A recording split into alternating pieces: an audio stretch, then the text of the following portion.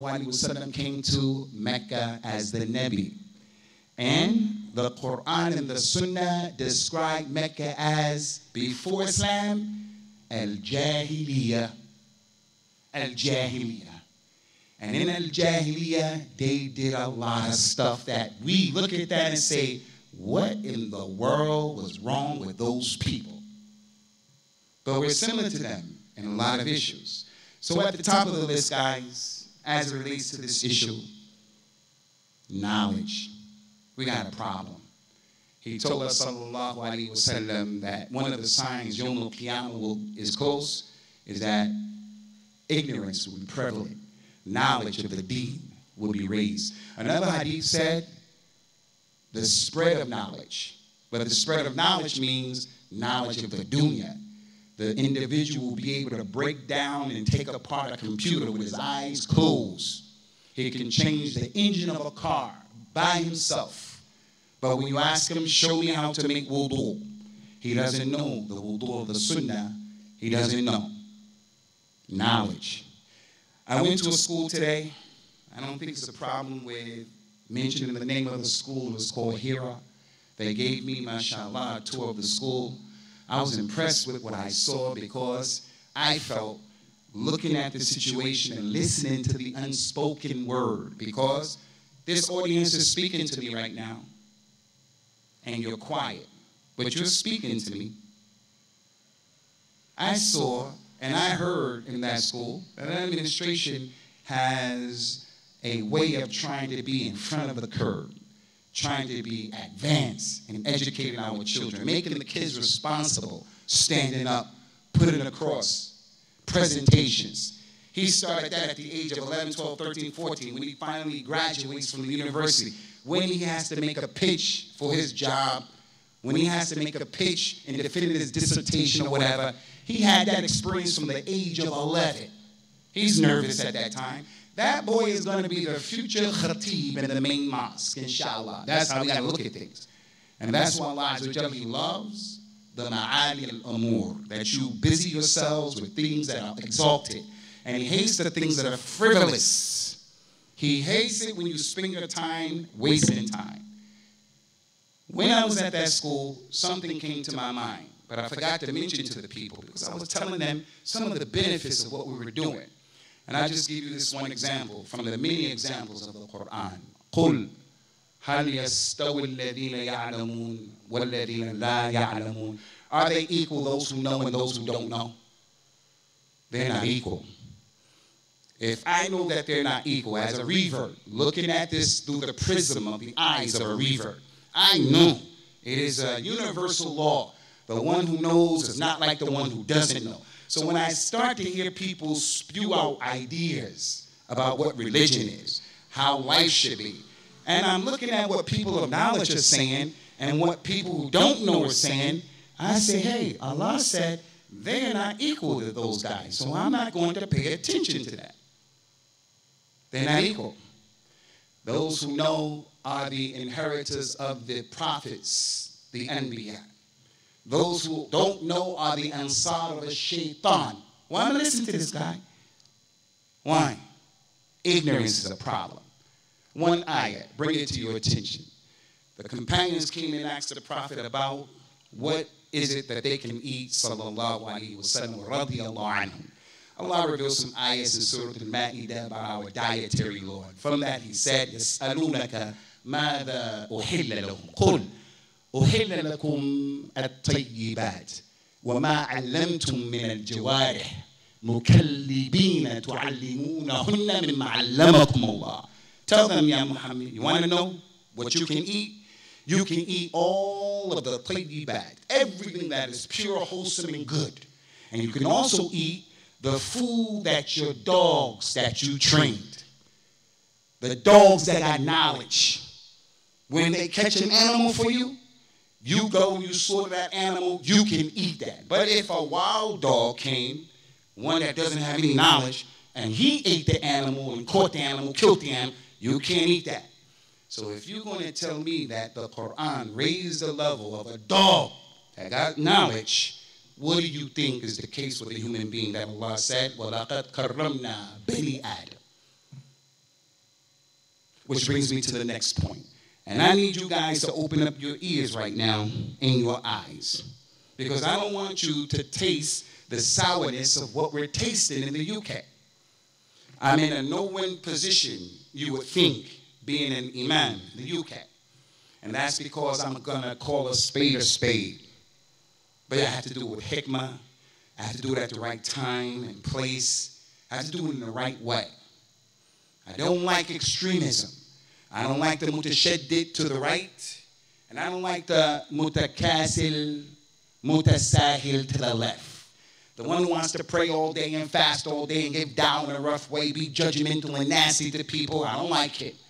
Nor do I like the one over here who says, oh, Iman is in your heart. Do whatever you want to do. Both of them are extreme in our religion. And we want the Sirat al-Mustaqim. Listen to me.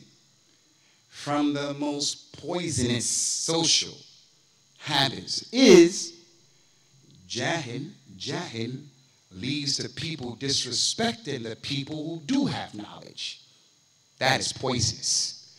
To disrespect those who have knowledge that Allah blessed you with. Big problem. And from that, there's a blowback. And from that, there's a fallout in this religion that Allah sent down. There's a great scholar of al-Hadith. He's known as Ibn Asakir. He has a book called Tarikh Dimashq. Those scholars used to write books like that. Every single issue, every mas'ala, anything that can confront you in your life from A to Z, without any exception. You want to be an airplane pilot. You want to go to the moon as an astronaut. You want to go out here to test these waters, and you go in a submarine to the depths of the ocean. The ulama of Islam have the ability to tell you what's halal, what's haram, and what you should do and not do. And they've done that from the time of the Prophet until today. So Allah gave them a special position in this religion. Jahl. Jahl leads to disrespecting people of knowledge. That Imam Ibn Asakir, he brought a statement from one of the ulama of Islam that said, to eat the flesh of a scholar is poisonous. To make ghibah of a scholar is poisonous. To say, for an example, he's a scholar for dollars just because he doesn't take your position. Abu Usamah or whoever came, and before talking, they thanked the authorities. They say he's a scholar for dollar. They told him to do that. And if you ask him, where did you get that from? He's just talking conjecture. That scholar, Ibn Asakir, said, to make ghibah of a scholar. And ghibah is saying something about someone that he wouldn't like you saying that. Even if it's true, he doesn't like you saying that. And you're saying it in his absence. If it's not true, you may buhtan. He said, when you do that, you are eating poison. That's ghibah. What do you think is the rule, and what do you think is the case, the person who excommunicates a scholar and says he's a kafir? Why is he a kafir? Because he doesn't agree with me. He's a kafir. Because of this and this and that and this, and he's a kafir. That is a serious poison, guys. And it is something that caused our youth in the UK. I respect and I acknowledge there is a role that young people have to play, boys and girls, but it has to be bridled, has to be controlled. Look what the Prophet of Islam says, sallallahu alaihi wasallam, for those of you who have intellect and those of you who have hearts. He says, sallallahu alaihi wasallam, inna min ashrat as-sa'ati an yultamas al-ilmu inda al-asagir. From the signs that Yawm al-Qiyam is close is that people are going to look for knowledge with the youngsters. The asagir can be the people of innovation, or it can be the people who are not equipped and qualified, the youngsters. Abdullah bin Mas'ud, that tremendous companion from the Nabi sallallahu alaihi wasallam, he told the people something for us to ponder and to consider about this issue. لا تزال هذه الأمة بخير أو على خير ما أتاهم العلم من أصحاب النبي صلى الله عليه وسلم وعلمائهم فإذا أتاهم العلم من أصاغرهم هلكوا. This ummah This is a man who was given the tarbiyah by the Prophet of Islam, sallallahu alaihi wasallam. Abdullah bin Mas'ud is not a joke. If you take this time out, and I want you to do this, just look up in the sky right there. You can't see the stars. Abdullah bin Mas'ud is with the stars up there. That man is a mountain of knowledge by himself. He said that this ummah would always be in a good condition as long as the knowledge that comes to them is the knowledge that came from the companions of Ridwanullahi alayhim and their ulama. If knowledge comes to them from the youngsters, they're going to be destroyed. I'm passionate about this because this issue that we have all over the Muslim world with the disconnect between people of knowledge and our youngsters, it is a slippery slope. And the awaqib, the ramifications, the end result of it is dangerous. So before moving on to the next one, inshallah, the next one, I want to tell you guys, listen to this, listen. Coming from America, there's a lot of racism. I grew up in America, I saw racism. We didn't like white people and they didn't like us. We didn't get caught in their part of town and they better not get caught in our part of town. One of the things that impressed me about Islam, one of the reasons why I embraced Islam, is because the issue of racism was answered by this religion, Quran and the Sunnah. Inna akramakum indallah atqakum. Bilal was the mu'adhin. Prophet Muhammad said to Abu Dharr, innaka mri'un fika jahiliyyah. You are a person who has jahiliyyah in you, Abu Dharr, for calling Bilal son of a black woman. Atu'iruhu bi ummihi. Are you criticizing him because his mother? He ain't got nothing to do with what color he came out. She doesn't have anything to do with what her sex is. Islam, the Quran, and the Sunnah made it clear. There's racism amongst Muslims, but the religion made it clear. Whereas as a Christian, man, there was institutionalized racism. They said that Jesus was the Son of God. Okay, no problem, the Son of God. They painted him as a white man with blue eyes and blonde hair. Well, if that's the Son of God, then what we are forced to say is God chose white people of everybody else to send his son in that color. That's what it says, whether you accept it or not.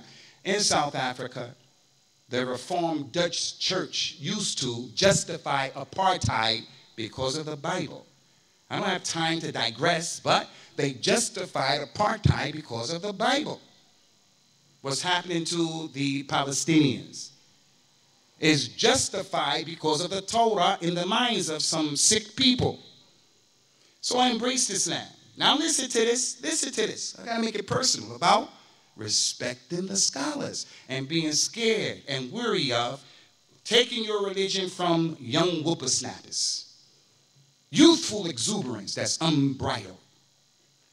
There's the African-American revert. He comes to your mosque, your local mosque, or the masjid over there in Mali, the big one. He comes early for the salat. He gets in the first row, right behind where the imam is going to pray. But normally, right behind the imam are 4 huffaz of the Quran. 4. They're there, why? Because the sunnah. He used to say, sallallahu alayhi wa sallam, liyaliyani ulul ahlam wa nuha minkum. Let those stand behind me who are mature and the knowledgeable ones. So the ulama of the Quran, the fuqaha of the companions, they would be behind the Prophet sallallahu alaihi wasallam. So if there was a mistake, they would open up on him. They would correct it for him. If the person loses wudu, he turns around and he chooses someone to take care of that. Look, African-American brother. He accepted Islam and he is against racism. He hates it with a passion. He comes and he stands in that line. The people start looking at him and say, hey, son, hey, cousin, listen. This place is earmarked and it's reserved for some people. He said, what? What? We're all equal in Islam. I don't know what you're talking about. And he goes on about this race. And what he's saying has some truth in another context. But right here, his emotions don't make what he's doing right. So we have some youngsters who say, Palestine, and this and that, and we're not doing right to that, look, and that. And based upon those emotions, we get rules like this guy. doesn't want to listen to anyone. He's so obnoxious, so intolerant, so difficult that the imam says to the people, leave him, because trying to move him is a bigger problem. And then if the imam made a mistake or if the imam did something wrong, he's trying to correct the imam and he doesn't know what he's doing. He doesn't know what he's doing. So my point here, guys, is from the most severe, poisonous, social things that we can do, habits, is disrespect people of knowledge. One of the reasons why the mustashriqun, the Orientalists, in order to stab Islam, they had to go through Abu Huraira. He's the gate holder of the hadith. They got to go through Abu Huraira. You got to get the people of knowledge. In order to destroy Islam, you have to destroy those companions because they are the gate and the protection of this religion. So don't fall into that. Brings us now, inshallah azza wa jal, to the next issue. And the next issue, guys, is really important too. Again, it's one of those subtle ones. It's not one of the glaring ones. I could come up here and tell you about khamr. I can do that. Drugs.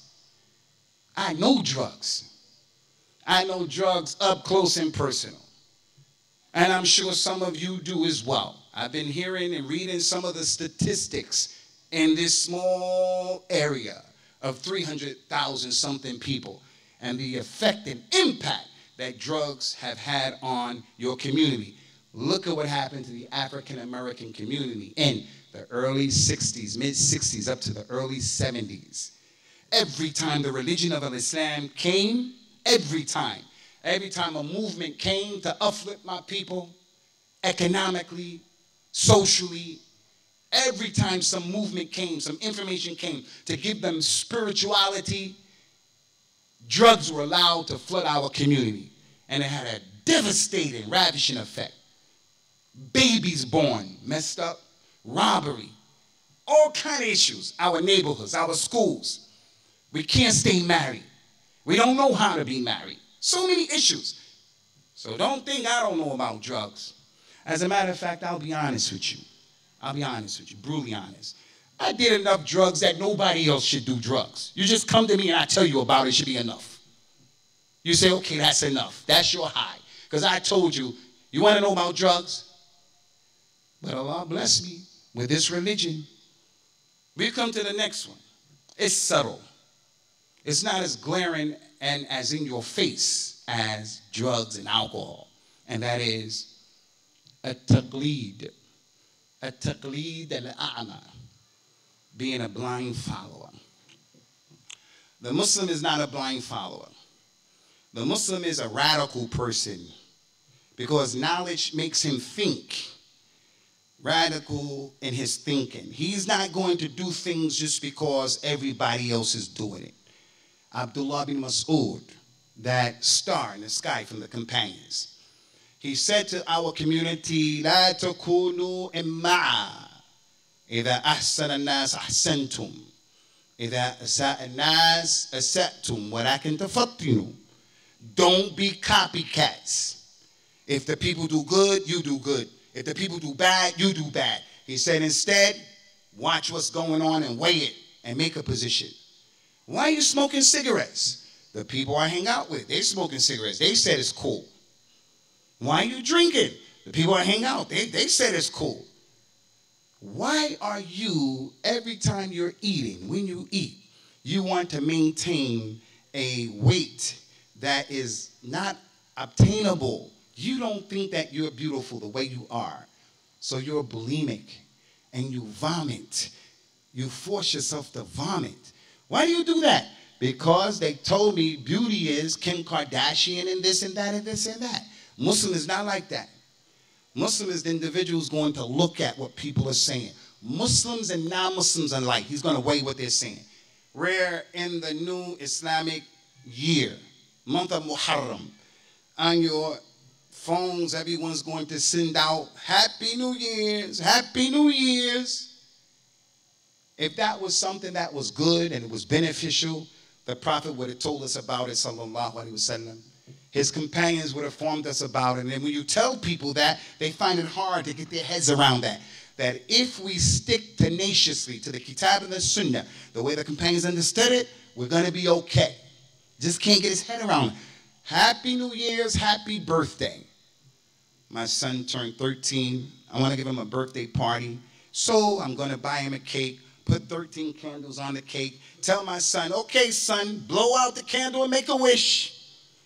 Blowing out the fire of the candles are going to bring you a bike or a PlayStation or what you want. Muslim is not like that, guys. Muslim is not like that.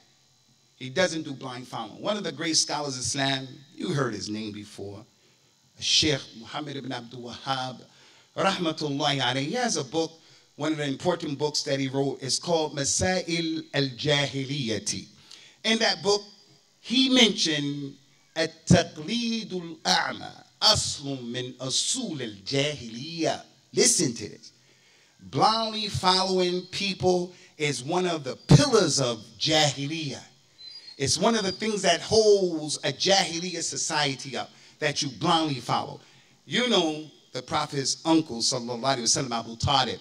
Abu Talib defended Islam more than many of us ever will.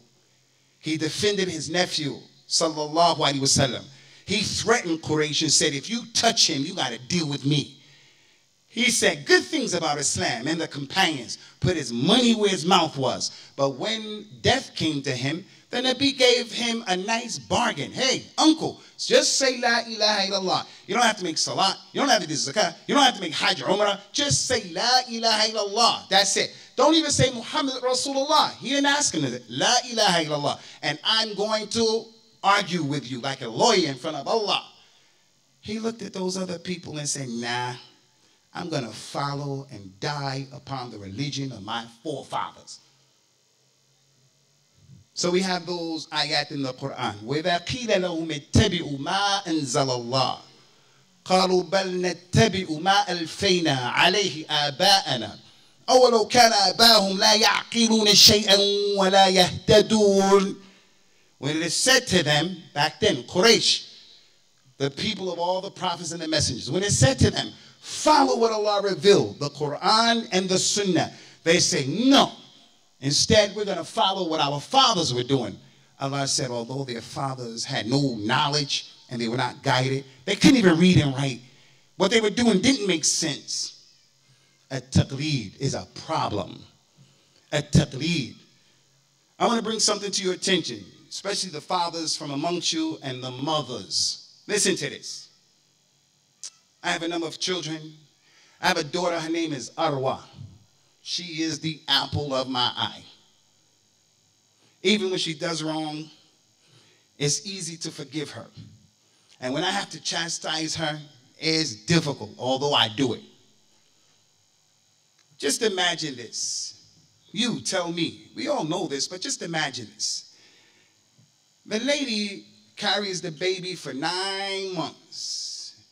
And this is why the mother has so much haqq over her children. Your mother, your mother, your mother.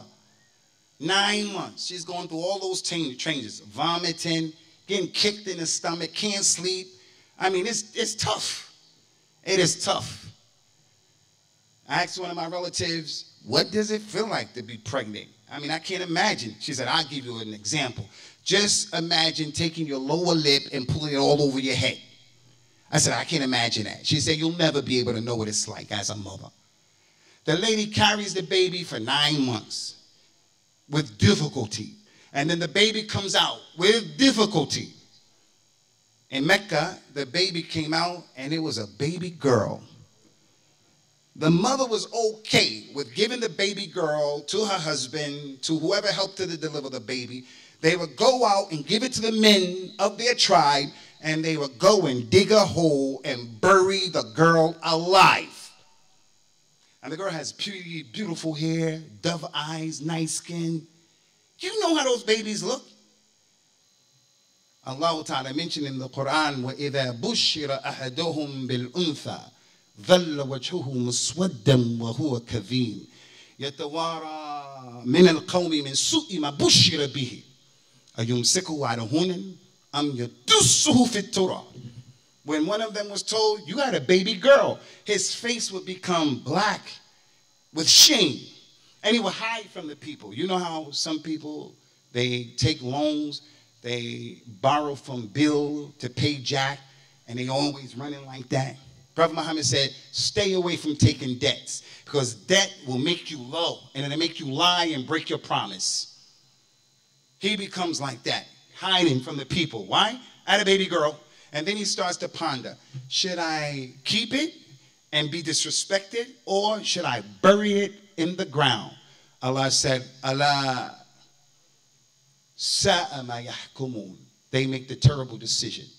You think about that for a minute. Let that simmer saute in your head. That's the direct effect and impact of a taqleed al-a'ma. Especially with our young children, our youngsters, with the youthful exuberance, blind following. Why'd you do that? Because everybody else do it. Peer pressure, he has to do it. Concerning the issue of blind following, ikhwani, and a lot can be said about it. We have in America an issue, and I believe America sets the stage for a lot of stuff that the world follows, like hip-hop music. You guys have your own version of hip-hop music, I'm sure.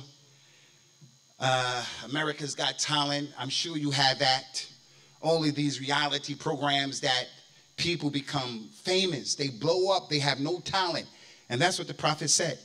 He said, listen to this, sallallahu alayhi wa sallam, La taqum as-sa'atu hatta takuna dunya li luka' bin luka'. Yawmul Qiyamah won't come until the dunya belongs to a man by the name of Luka' ibn Luka'. He's like a dumb person. We call him in America boo-boo the fool. Like you come to me and say, Abu, you remember you came from Mali? You remember you came from Mali? Did you see that coral reef down there? They're selling that coral reef for $100. Just give me $100 and it's yours. I say to him, you think I'm boo-boo the fool? That's Luka ibn Luka.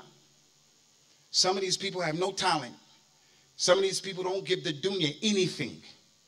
That program that used to come on, Friends. There was a girl with the blonde hair, Phoebe. She was known, her character was the character of the dumb-witted girl. But she made $1.8 million per episode. Yeah, per episode. So, what's the point? In America, we have this gang culture. We have these people called the Bloods and the Crips. These people are not human beings. You want to become a gang member? You know what you have to do? They'll say to you, okay, we're going to randomly just go on the street. We're going to choose a street randomly.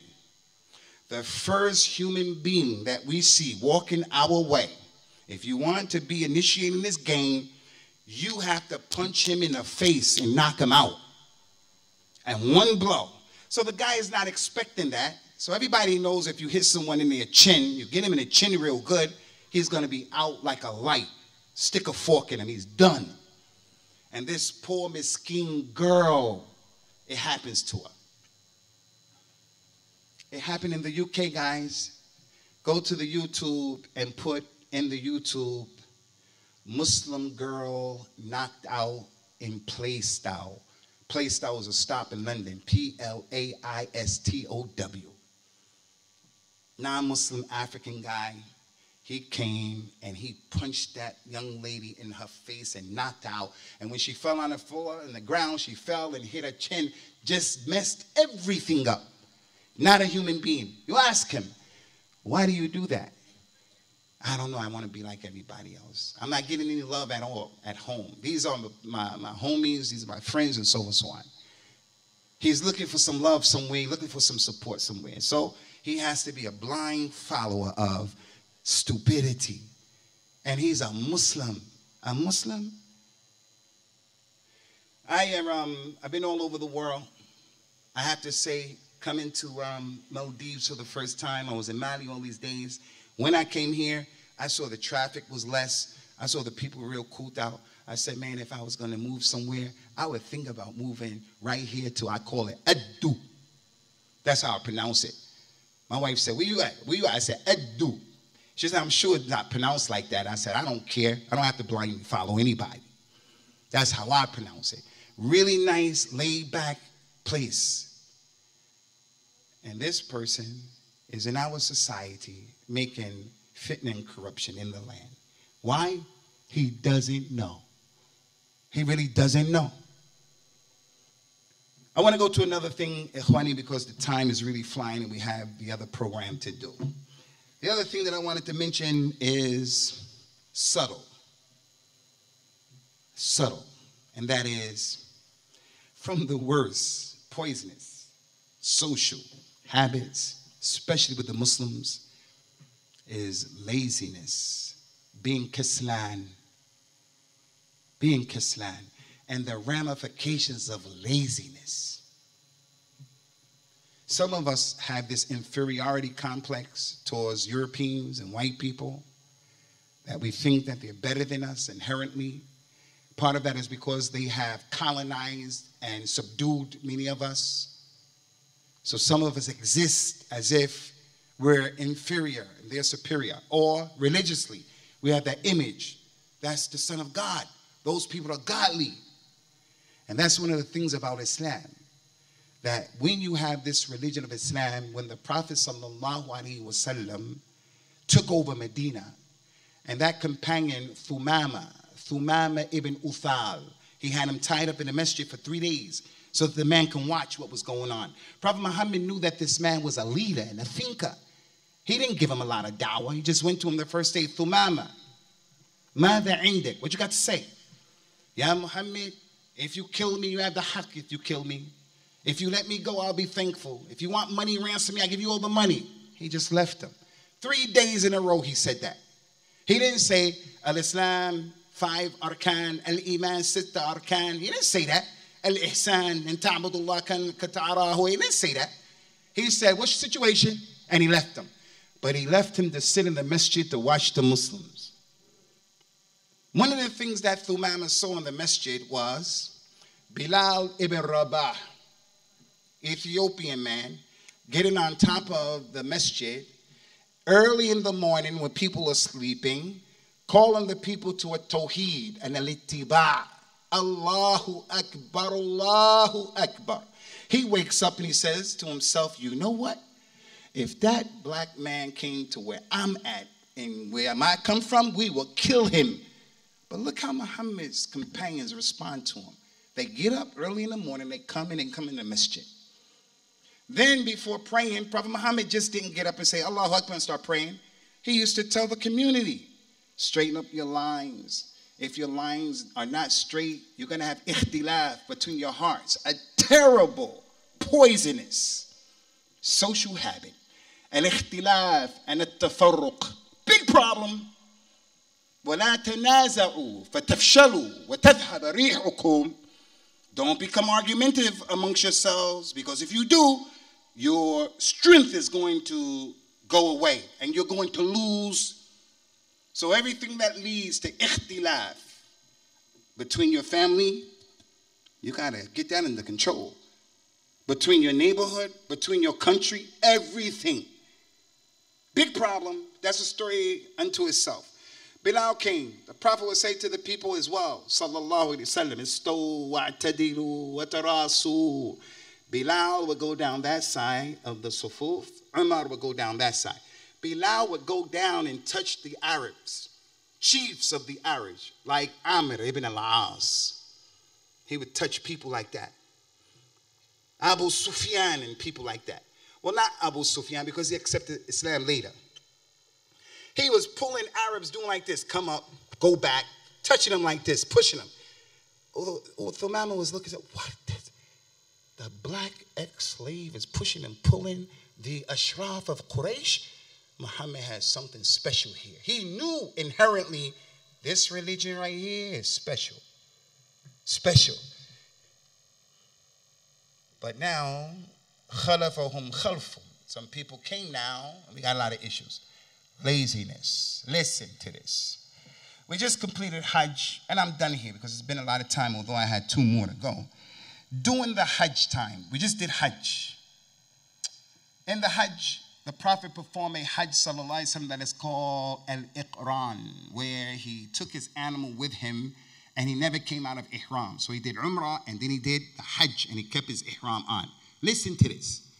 He took 100 camels, 100. Ali ibn Abi Talib brought him 100 camels from Yemen, and Ali met him in Mecca. Because the Prophet sent, sallallahu alaihi wasallam, Ali ibn Abi Talib, Abdullah ibn Mas'ud, Mu'adh ibn Jabal. He sent them to Yemen to give dawah. And he told the three of them in preparing them, Bashiru wa la tunathiru, Yassiru wa la ta'asiru, wa tatawa'u. Hey, when you go and you give dawah to those people who are non-Muslims, make things easy for them. Don't make things difficult. Give them good tidings and don't run them away. And the three of you have to mutually cooperate. If you're fighting him and you're fighting him, you're the religious ones, it's going to have a terrible impact on the community. A serious poisonous social habit that the du'at between themselves. Abu Usamah, I want all of these hot lights on me. I don't want anybody else to share these lights. It's mine, it's mine. No, Sheikh. Allah said in the Quran, وَلِكُلٍّ وِجْهَةٌ هُوَ مُوَلِّيهَا فَاسْتَبِقُوا الْخَيْرَاتِ. Everybody has his path. Allah made that sister over there, her path is sadaqah. Allah made that brother over here, his path is birru walidain. That brother over there is the mu'adhin. That one over there prays in the first row. That one over there is a hafiz of the Quran and he teaches that. That one over there is the khatib. Just stay in your lane. And don't be a hater and want to be in everybody's lane, every ship that leaves the dock. Big problem. He told the three of them, hey, cooperate between yourselves. You may see it this way and those two may see it that way. So you come to their side because you're the minority. For an example. But don't split yourselves in the dawah. Don't do that. I stand up here and I'm telling you people without biting my tongue for anybody and without talking out of the side of my neck. The only Islam that Allah will accept from us Yawm al-Qiyamah is the Islam that is similar to what Abu Bakr, Umar, Uthman, Ali, what they were doing. May Allah be pleased with them. I tell you that in public. But then there's someone who I don't agree with everything his sheikh say. He doesn't know me. He won't come to this thing. But he'll write all over the internet and tell you, don't go listen to him. No, that's going to harm the dawah. Anyway, Ali took the 100 camels, guys. On the day of Al-Adha, Yom Al-Hajj Al-Akbar, after stoning the Jamarat, the Prophet sallallahu alaihi wasallam, listen to this, he slaughtered 63 camels with his own hand. Do you know how much energy you need to have to slaughter one camel? He slaughtered 63 camels by himself, 63. And the scholar said it was a sign. It's an ishara. Ramadan before Hajj, Jibril came and went over the Quran twice every night in Ramadan, letting them know you're going to die soon. You're going to die. When he went to perform Hajj, he said to the people, I don't know if I'm going to see you after this year. This may be my last Hajj. The ayah of the Quran, Al-Yawma akmaltu lakum dinakum, was revealed on the day of Arafah. If something is complete, that means it has to go down now. He slaughtered 63, one for each day of his life, for his years, 63 years old. And then he gave the rest to Ali ibn Abi Talib. What's the point? I tell you before I ask you the point, tell you the point. Do you have any idea how much strength it takes to slaughter 63 camels at Hajj during that time with that heat? On the 8th day of Hajj, Dhul Hijjah, they go to Muna. Next day they go to Arafat. That night they got to make it all the way to Muzdalifah. The next morning they have to go and they stone the Jamara and they do this and do that. 63 camels. You know what it's telling us? Our Nabi and our Rasul sallallahu alaihi wasallam was a man and he wasn't lazy. He wasn't lazy. Laziness was not a part of who he was, sallallahu alaihi wasallam. And he told us that the strong believer is better than the weak believer. And both of them is good, but the strong one is better, more beloved to Allah. Because he can work, give sadaqah. He can defend his religion. He can defend his religion. He can defend his honor if he has to. He can stand up to people and say, hey, you oppressed me. Whereas the weak guy, the weak one, he can never make an amr bil ma'roof and nahy anil munkar. He always gets pushed off the square. He can't hold on to his principles. But because he's a believer, it's good in him. How many ayat did Allah say in the Quran? Mathalan, for an example, Ya Yahya khud al-kitab biquwwatan. Yahya, the Nabi, Rasul, take this book, this religion, take it with strength. وَلَا تَهِنُوا وَلَا تَحْزَنُوا وَأَنْتُمُ الْأَعْلَوْنَ إِن كُنتُمْ mu'minin. Don't be weak and faint-hearted when you people are the upper because of al-Islam. The hadith said, al-Islam ya'la wa la yu'la alayhi. Islam is uppermost. Nothing goes over Islam. Describe yourself to me, Abu Usamah. Who are you? Tell me, who are you? I'm a Muslim who's African American, and I was born in New Jersey, and my profession is this and this and that. I don't brag that I'm a doctor first. I don't brag that I'm from America first. Al-Islam goes first, and then everything else is under that. But the way we have it, I'm a doctor. So all of those show, and they indicate, guys, one of the worst poisonous social habits that we have is laziness. So the Prophet used to make a dua, Allahumma sallallahu alayhi wa sallam, Allahumma inni a'udhu bika min al-ham wal-hazan wa min al-ajaz wal-bukhul wa min gharabat al-dain wa qahr al-rijal. Oh Allah, I seek refuge in you from being anxiety and being sad. I seek refuge in you from being incapable and being lazy. And I seek refuge in you from being unable and I'm stingy. And I seek refuge in you from being overwhelmed by debt and by men putting me down. Kesel, big mushkila. So I end this by saying about Kesel. And I said this to a group of people the other day. If you're a Muslim husband, a wife, you guys are here and you have children, and you have a son or a daughter who is playing with their iPad, PlayStation, 6, 7, 8 hours, like some of us, it doesn't enhance or increase any skill set. It's a waste of time. If you have a daughter or a son who, when the adhan goes off and it's time for salat, they put that iPad down on their own, and then they go and make wudu, and then they pray al-dhuhr, al-asr, even if they don't pray any sunnah. But they did it all on their own.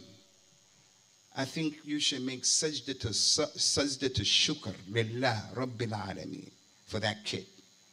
That kid may have some other stuff going on with him. He may not be the most academically gifted one. He may not always listen. He's a test. She's a trial for you. But if that kid can do that, you have to put the situation in perspective, like the Prophet said to us husbands, sallallahu alaihi wasallam. Ma yanbaghi li rajulun an yakraha zawjahu. It's not permissible, acceptable for a man to hate his wife. If he sees in her a characteristic that he doesn't like, let him look for something that he likes in her. We all have things that we are good at, things that we're bad at. Our children are perfect. If your child has that quality, then you should thank Allah. So I'm going to stop here, guys, people of this place called Addu.